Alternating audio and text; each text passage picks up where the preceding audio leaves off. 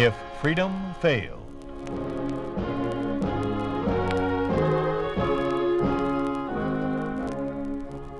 We'd like to take you on a visit to a town that doesn't exist.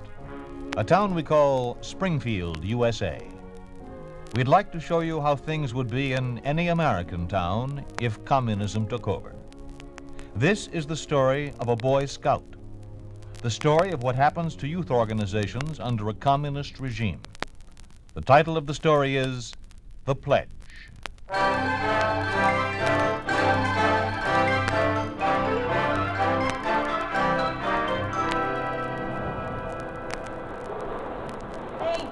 Gene, look at me. I'm looking, Paul. Now look at this guy.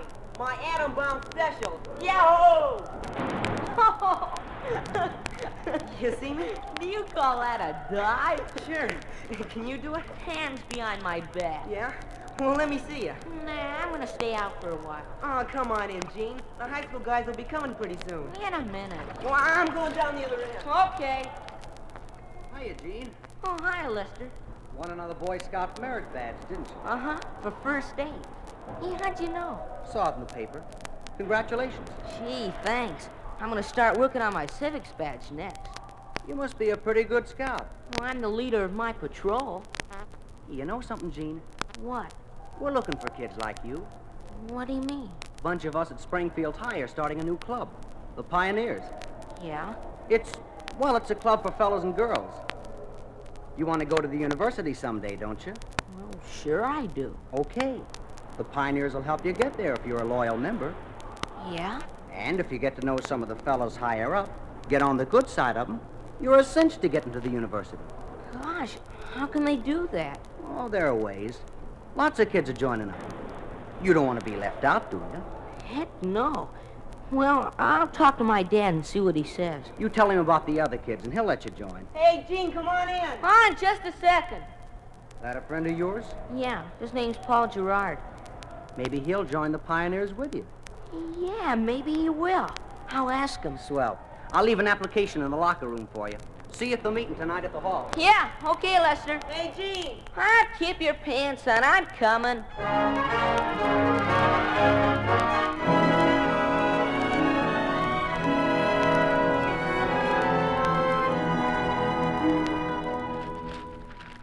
Well, son, how'd it go today? Okay. Paul and me went swimming over at the high school for a while. Have fun? Yeah.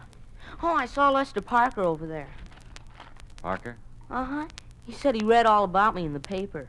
What did he want? He asked me to join a club the fellows in Springfield High are starting. Oh, what kind of a club? Oh, I don't know, but it's got a keen name. The Pioneers. Gene, He gave me an application for you to sign. I got to get your permission, Dad. I'm not so sure I want you to join the club, Gene. Huh? But why? The Parkers are all loyal members of the Communist Party. All you have to do is sign the application. Gene, don't you understand? I don't want you to join the Pioneers. Won't you let me join the Boy Scouts? That's different. Why? Because everything the Boy Scouts stand for is different. Well, that's that for another day.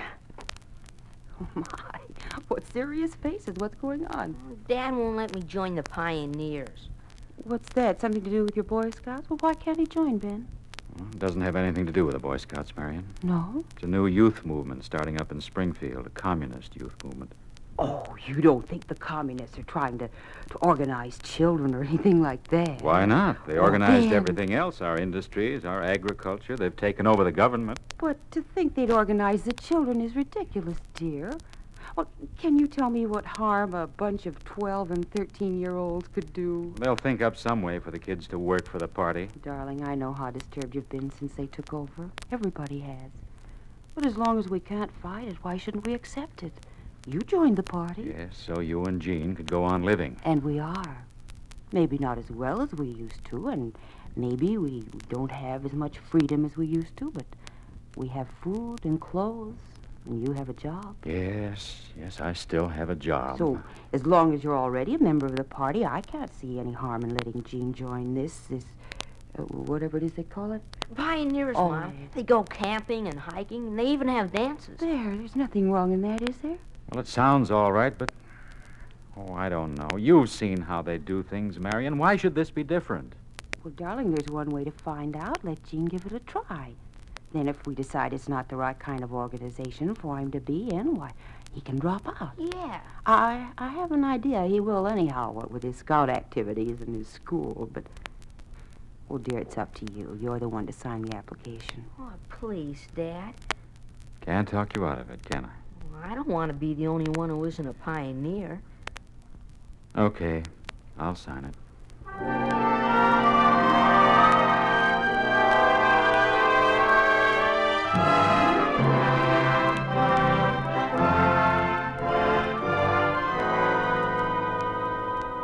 You 10 kids are the first pioneer link in Springfield. You and 4 other links will take your orders from me. I will be your brigade leader. Your first order is to learn the pioneer law and remember it. Here it is. The pioneer is true to the cause of the working class and to the laws of Lenin. The pioneer is the younger brother and helper of the Communist Party. He is a comrade to the workers' children of the world. You will all learn it before the next meeting. Now you'll rise and repeat the pledge after me. I, a young pioneer of Soviet America. I, a young pioneer of Soviet America, In the presence of my comrades. in the presence of my comrades, Pledge that I will firmly defend the cause of Lenin and Stalin. pledge that I will firmly defend the cause of Lenin and Stalin, The victory of communism. the victory of communism. I pledge to live and study in such a manner I pledge to live and study in such a manner as to become a worthy citizen of my country. as to become a worthy citizen of my country. For the struggle for the cause of Lenin, Stalin, be ready. Always be ready.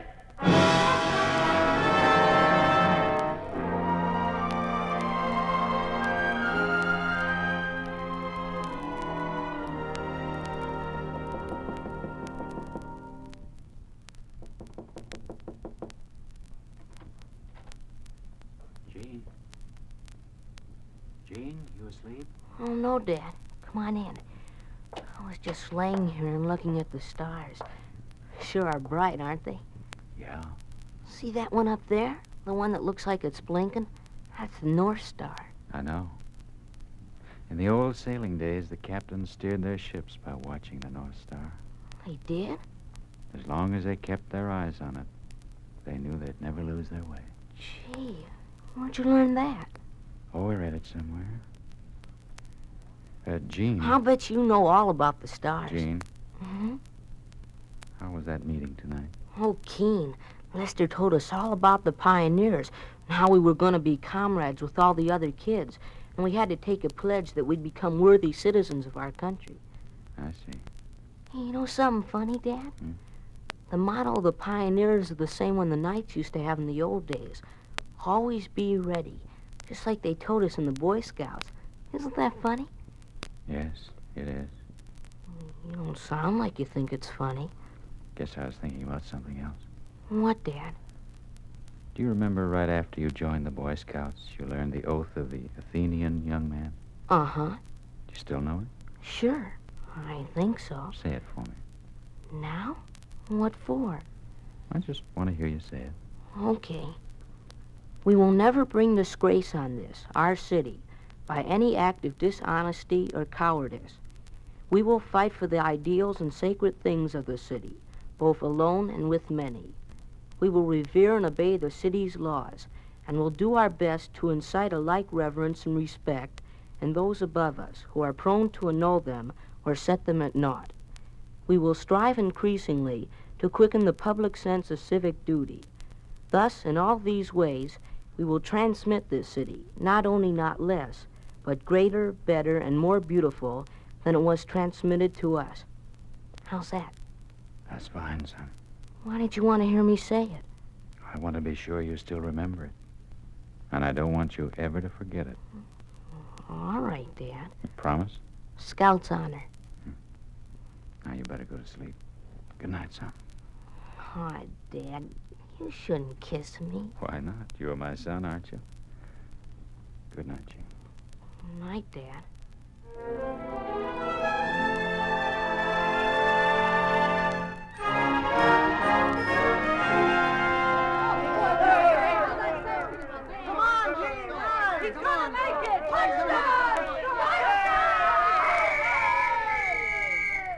Okay, boys, that's a half. Say, that was a nice run, Eugene. You better sit down and take it easy. Okay. Oh, excuse me, Mr. Hanna. There's Paul Gerard. Hey, Paul, wait a sec. Eugene, second half in 5 minutes. I'll be right back, Mr. Hanna. Hi, Paul. Hi. Hey, what's your big hurry? Where you been the last couple of weeks? What do you mean? I've been around. How come you never come over anymore? Well, I had a lot of things to do around the house. Where were you last Saturday? I wanted you to go to the Pioneer meeting with me. I was busy. And besides, I told you before I can't go. Golly, Paul, I sure wish you'd change your mind about joining. Hey, why don't you talk to your dad again? I did. What'd he say? What you suppose he said? No, like he always does. Even when I told him everybody I know was joining, he said no. He says he'd rather see me be playing all by myself than joining the Pioneers with all the other kids. He says the Pioneers are all a bunch of communists, and fellas like Lester Parker are training the other kids to forget they're Americans and be a red-nose like he is. He also says there's some of us who haven't forgot. This used to be a free country. Did your father really say all that?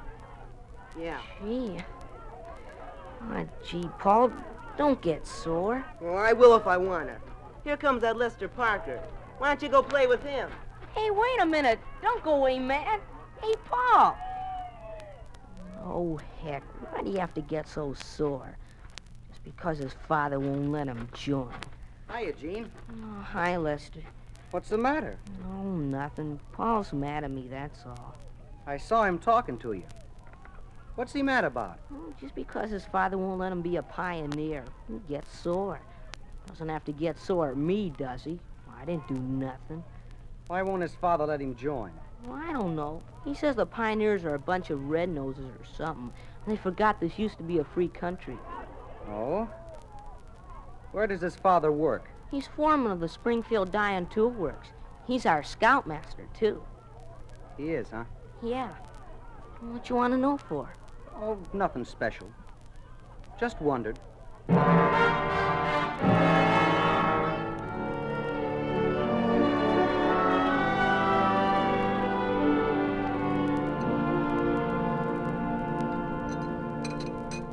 Horse do, Ben? Thanks.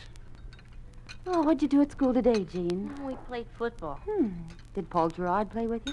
Paul. I tried to get him to join the Pioneers with me, but he wouldn't do it. Just because his father says they're a bunch of red noses. What does he know about it anyhow? Maybe that explains something. What's that, Ben? Frank Gerard was fired today. Fired? Why? What do you mean, why? As long as Commissar Chase is plant manager, he doesn't give reasons for firing anybody. But Frank was foreman. What difference does that make? Well, didn't Commissar Chase give any reason at all? No, only the usual. It had been brought to his attention that Frank had expressed thoughts contrary to those of the party. Oh, that's terrible. Frank Gerard, of all people. Who reported him? Oh, you never find out things like that. Well, do you think it's someone at the plant? I doubt it. Frank has enough sense not to say anything when he's surrounded by a bunch of communist informers. Well, then who could... Must have been someone else, a friend of Frank's, someone he trusts. Oh. Or maybe Paul heard him say something against the communists and innocently told it to someone else who has a communist connection. Oh, Jean, what's the matter with you? Nothing. Want to break that plate? No, it just slipped. The knife, I mean. Oh, dear. Who can that be right in the middle of dinner? Gene, go see what I Okay, Dad. Sure. I don't know why people have to ring your bell just when a person's eating. You know, I never saw it to fail. Wonder what's wrong with Gene. Wrong? See the way he jumped up from the table? Ordinarily, we have to talk to him 2 or 3 times before he leaves. Well, the doorbell rang. Yes, I know that. I wonder who it is. Jean, who is it? Mrs. Gerard. Phyllis. I wonder what she was. Ben, you seen Frank? Phyllis. You seen Frank, Ben? No. Why? What's wrong? I don't know. He said he was going down to talk to Commissar Chase, trying to get his job back. Should have come home hours ago. Called everywhere, but no one's seen him. Where do you suppose he is? Now, take it easy, Phyllis. He's probably detained somewhere, that's all. Well, then why didn't he call me? Always has before when he was going to be late. I'm sure you knew where he was, Ben. I'm sorry, Phyllis. I know something's happened. I just know. No, he's all right, Phyllis. Now, I've told him over and over again not to say anything about the communists. I told him someone would report him if he did. He wouldn't listen to me. He hates them so. Look, dear, come here, sit here. Now let me get you a cup of coffee. He only joined the party because there was no other way out. He never really believed. Oh, Mary! No, dear, please. Ben, can't you go out and see if you can find him? Where would I look? Phyllis said, Joe.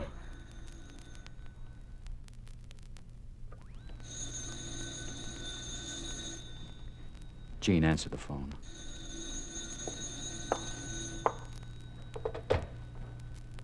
Hello? Oh, hi, Paul. What are you crying about? Marion, no. Yeah, she's here. Just a sec. It's Paul, Mrs. Gerard. He's crying. Let me talk to him. Paul? What is it?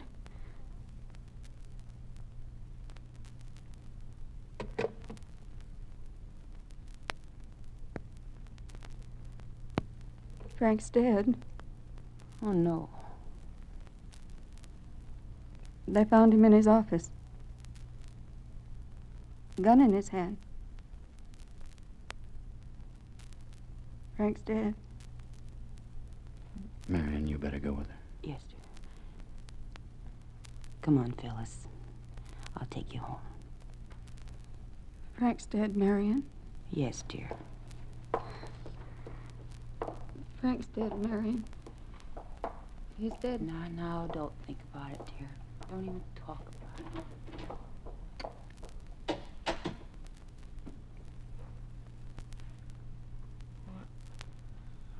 I'll see you later, Dad. Jane. I have some homework. Jane! Yes, Dad? Sit down. But, Dad, I want to talk to you. Yes, sir. Mr. Gerard is dead, Jean. Yes, sir. I don't know whether he killed himself or someone else did it, but he's dead. Do you know why? No. Because somebody talked to the wrong person. Now, do you know anyone who could have done that? No, Dad. Think, Jean. Are you sure? I'm sure. A scout is trustworthy, Jean. I didn't lie to you, Dad. I don't know anything about why Mr. Gerard's dead. I don't. You've always told the truth, son. I'm telling you the truth now. I don't know anything about it. All right, Jean. You don't know anything about it. And even if you did, it's too late now.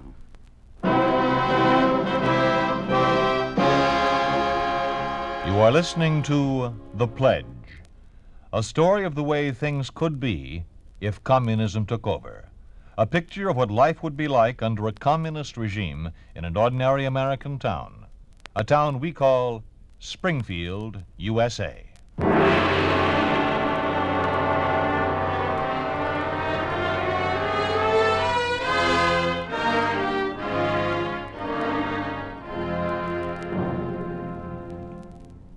And so it is, my friends, that we have gathered here to pay our final respects to Frank Edward Gerard, who has left behind him a myriad of friends.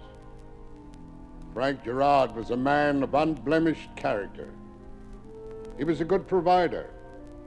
He was a loving husband, a kind and understanding father.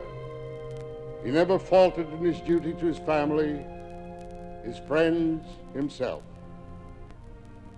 Those of us who knew him personally suffer a great loss with his passing, and it is with sorrowful hearts that we are now gathered to return the earthly remains of Frank Gerard whence they came.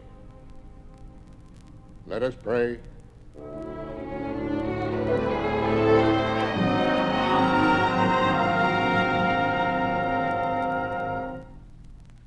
So the funeral's over, and Frank's gone. Yes. Poor Phyllis. And Paul. Don't forget Paul. Pretty tough on him, too. Don't you think so, Jean? Yes. How could they do it to a man like Frank? He never hurt anyone in his whole life. Why would they kill him? They said it was suicide. Suicide? Oh, Ben, you know better than that. Frank would never commit suicide, no matter what happened. He always fought for the things he believed in. And that's probably why they killed him. How far are they going, Ben? They have our government, our industries. Now what do they want? Our souls? Oh, those greedy vultures. Now, take it easy, Marion. Talk like that can get you into trouble. Oh, I suppose it could. Thank God only my husband and son hear me. That's what I mean. What? You're alone with your husband and your son. You certainly wouldn't inform on me, would you? No, I wouldn't. But you forget that Gene is a member in good standing of the Pioneers. What? Ben, how can you think of such a thing? Oh, I don't say he'd ever do it deliberately. I don't think he could. But they'd find some way to make him turn informer. I wouldn't do it, ever. Mom, you know I would. Why, of course I do. And I didn't tell him, Mr. Gerard. Honest, I didn't. Well, I know, darling, I know. Paul thinks I did. He won't talk to me anymore. And Dad thinks I did, too. Ben,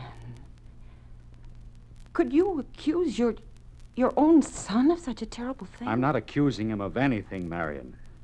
It's the communists. I wouldn't trust any one of them as far as I could throw an elephant. I know how those pioneers work, and if Gene knew something they wanted to know, you can be darn sure they'd find it out somehow. I didn't tell. Look, Gene, I warned you, I begged you not to join the pioneers, but you wanted to do what the other kids did. There was no way I could stop you. Sure, I could have chained you to your bed or locked you in the cellar, but it wouldn't have done any good. Your mother insisted that I let you get it out of your system. Oh, but I didn't know. Nothing's sacred to them, son. They'll praise you, make you think you're a wonderful guy until you're not only betraying your friends' families, but your own. Oh, now, Ben. I couldn't do anything like that. I couldn't. My scout pledge. You took a pledge when you joined the Pioneers, too. Which one are you going to be true to, Gene? Which one means more to you? I don't know. Well, you don't have much time to decide, Gene. It has to be one or the other. You have to make a decision now. I don't know. I don't know. Ben, wait. You're confusing the child. Gene, when's the next Pioneer meeting? Tonight. All right, go to it. And be a man. Stand up and tell them you're quitting. Remember, a scout has the courage to face danger in spite of fear. This is your chance to prove yourself. Oh, dear, I don't think he should go out tonight. There's a storm coming up. This is a lot more important than a storm, Marion. It's Gene's whole future. Tonight he'll know in which direction he's going. And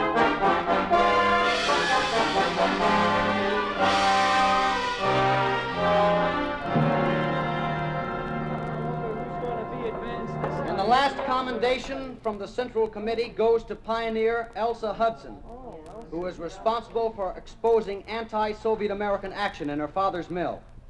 I have requested that Pioneer Hudson be advanced to the next group. I knew Elsa would make it. That takes care of the old business. Now for the new business. Comrade Parker, Yes, Comrade Morrison? I want to ask you a question. Go ahead. I want to know why you made me tell you about Mr. Gerard. No special reason. Did you know he's dead? Well, sure I do. So what? He's dead because I told on him. He's dead because he knew he was an enemy of the people, and he committed suicide. He didn't commit suicide. Somebody killed him and made it look like he committed suicide. And he wasn't an enemy of the people. He was a good man. Why, a scoutmaster couldn't be anybody's enemy. Yeah? What's so wonderful about being a scout? Everything is. Scouts are loyal and kind and trustworthy. No. Scouts don't snitch on people. And they're worthy citizens of their country. Only loyal pioneers are worthy citizens of their country. Scouts wouldn't bring disgrace on their city by being dishonest or a coward. Forget about the Boy Scouts. Your duty is to defend the victory of communism. My duty is to God my country. There isn't any God. God's a fairy tale. Just something that people dreamed up to explain something they didn't understand. There is a God. You can't believe in middle-class junk like that and still be a loyal pioneer? Then I don't want to be a pioneer anymore. All right, then get out. You're expelled from the Pioneers right now. And the rest of you aren't to have anything to do with him or talk to him. Ever. I don't care. The pioneers are bad, and everything you tell us is bad. Just like my father said. I should have listened to him when he tried to tell me. He told me the communists aren't any good. He told me nothing's sacred to them, and that they're making a bunch of stew pigeons out of us kids. He knew I told on Mr. Gerard, and you made me lie to my father. You made me break my scout pledge. But I'm not gonna break it anymore. I'm gonna be a good scout from now on. Yeah? Well, there isn't any more Boy Scouts. You're a liar. We got a report from the Central Committee this morning. The Boy Scouts have been declared fascist and will not be recognized by the party. I don't believe you. It isn't true. It is true.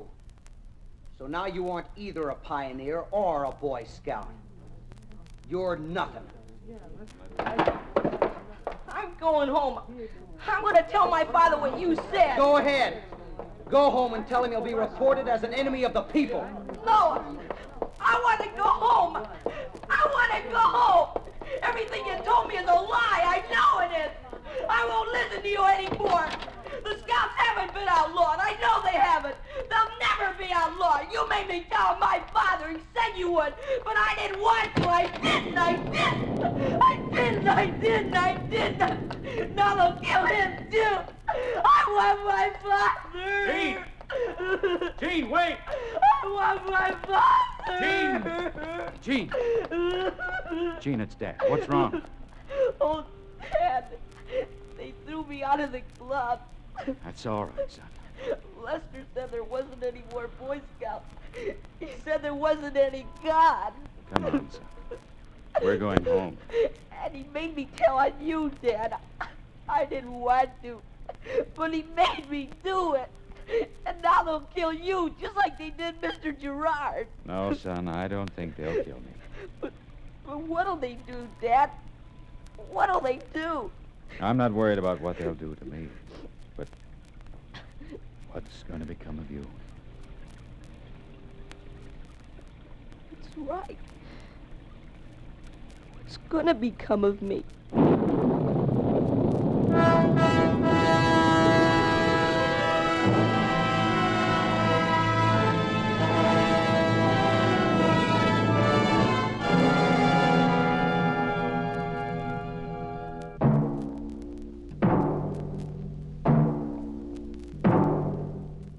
You have just heard a story of what happened to a Boy Scout who was forced to betray everything in which he believed.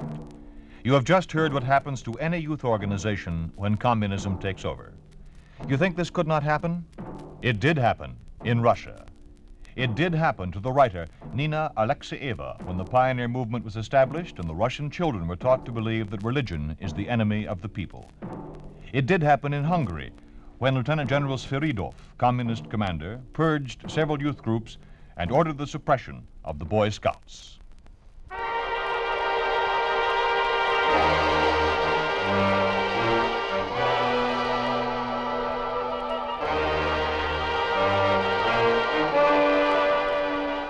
You have been listening to If Freedom Failed, starring Jeffrey Silver as Gene Morrison in The Pledge. Whitfield Connor was Ben, and Ann Morrison was Marion. Others in the cast were Jimmy Ogg, Joel Nestler, Peggy Weber, Joel Davis, Richard Monahan, Joe Cranston, Joe Granby, and Lamont Johnson. Music was composed by John Hicks, with musical direction by Michelle Perrier. The Pledge was written for If Freedom Failed by Milt Kahn, produced and directed by Robert M. Young. Sergeant Lloyd Iyer speaking. This program has come to you through the worldwide facilities of the United States Armed Forces Radio and Television Service.